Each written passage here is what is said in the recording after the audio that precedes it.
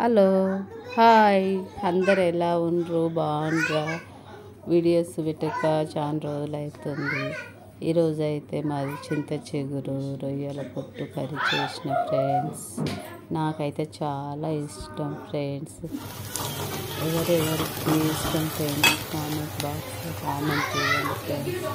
చాలా బాగుంటుంది ఫ్రెండ్స్. చింత చిగురు ఇంకా ఏ చేపలైనా వేసి వండుకుంటే చాలా బాగుంటుంది ఫ్రెండ్స్. ఓకేనా